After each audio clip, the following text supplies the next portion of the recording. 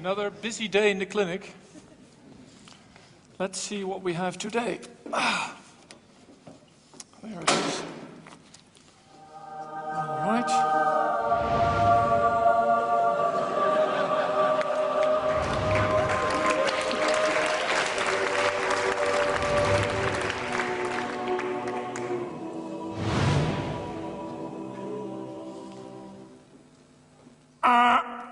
First patient, please.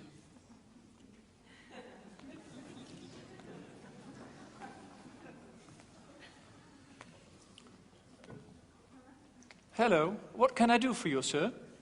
Yeah, doctor, my right hand is trembling a lot. I'm very sick about it. Can you help me, please? It looks just like Parkinson's disease. You know what? Why don't you take levodopa carbidopa, 62.5 milligrams, 3 times a day, not with the meals, mind you, and I'll see you again in 3 months' time. Here's a prescription.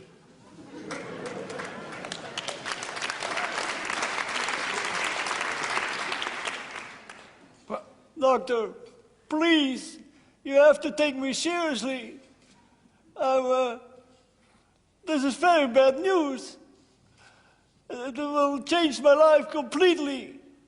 I want good and reliable information. And I want to have part in making the decision to start treatment or not.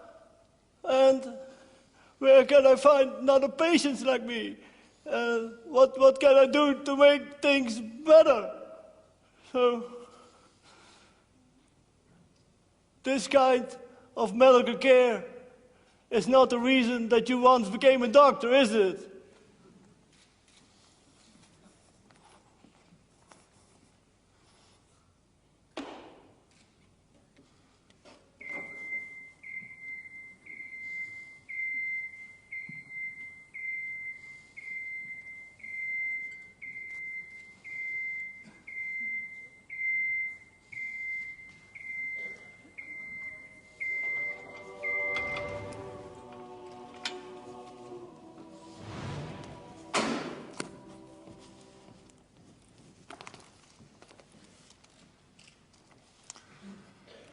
Hans, follow me. Let me tell you a little bit about Parkinson's disease, all right? Okay.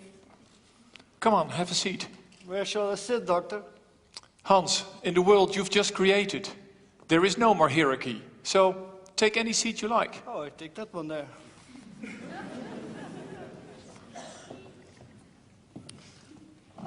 I've purposely removed the desk from my office because this is really working together in the healthcare system. And I want to tell you a little bit about Parkinson's disease, and I'm going to show you a video so you know what it really looks like.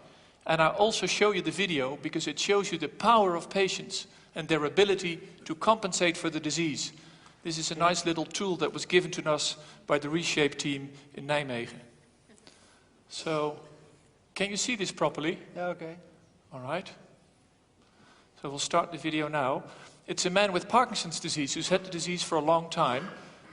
Yeah, just move it. And as you can see, he has severe difficulties walking. But in the office, this man told me he was actually able to ride his bicycle. Wow. And I said, that's impossible. Yeah. You see, he's severely handicapped, but he told me he was able to ride his bicycle.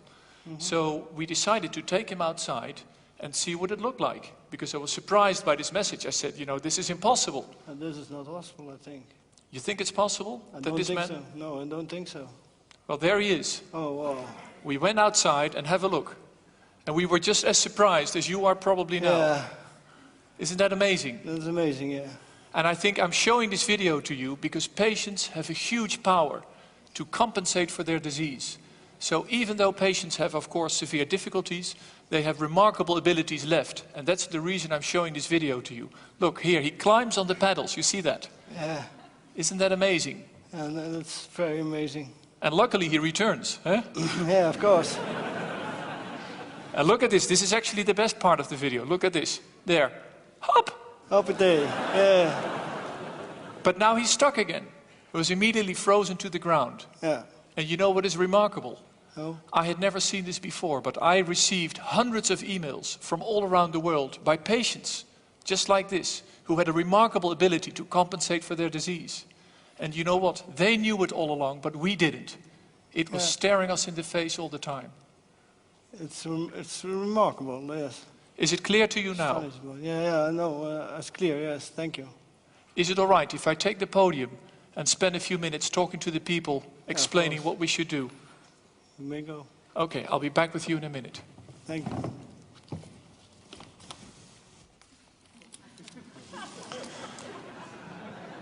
Ladies and gentlemen, what you have just seen is a remarkable transition in a few minutes' time from a doctor who once was a god in his ivory tower, or actually in a yellow forklift.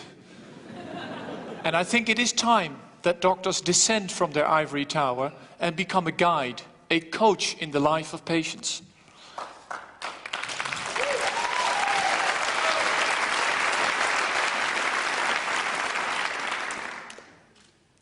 We would like to call this participatory healthcare to exemplify that this is a world where doctors and patients are working together on a mutual basis. Of course, the roles are different, but we have mutual respect and we collaborate with each other.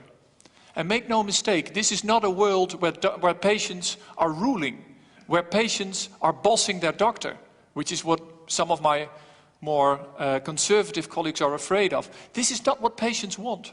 Patients want to be taken seriously. They want to take actively part in the process. And this is neither a world that is dominated by ICT or gadgets.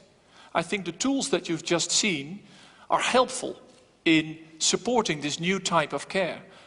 But it should always have one goal, and one goal only, is to serve warm human contact.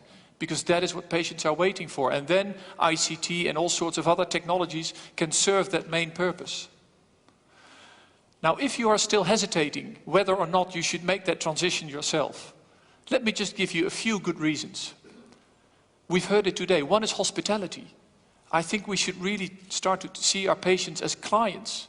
For them, a visit to the hospital is an experience. And if we just treat them in the way the bus driver that we've seen earlier today was treating his guest, if we start treating patients this way, I think we're going to make a huge move in the healthcare system.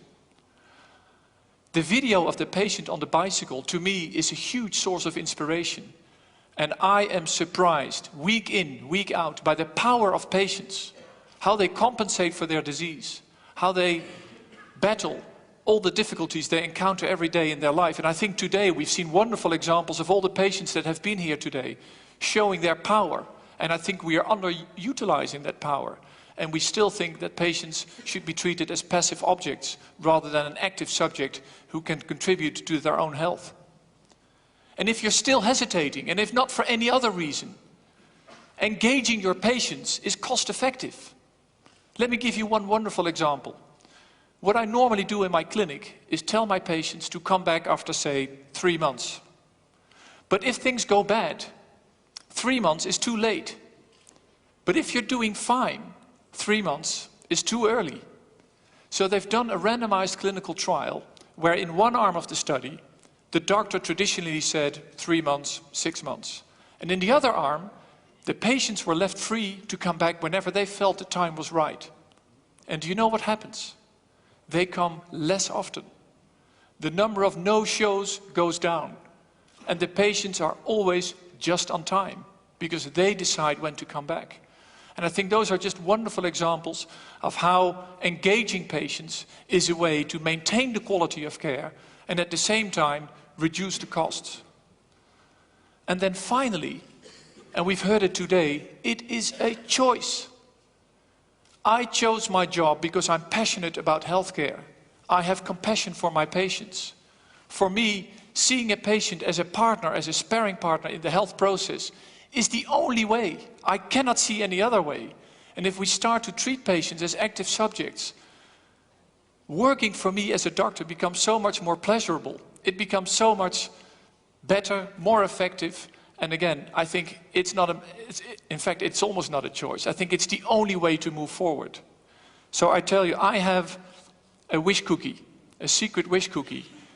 But that wish cookie I want to share with Hans, because Hans is a real patient of mine. He has Parkinson's disease. And I think it's amazing that Hans is here. And Hans, Why don't we open that wish cookie together? What do you think? That's a good idea. Shall we press the button? There we go. It's participatory health for all of us. We want to thank you. Let's do it all together.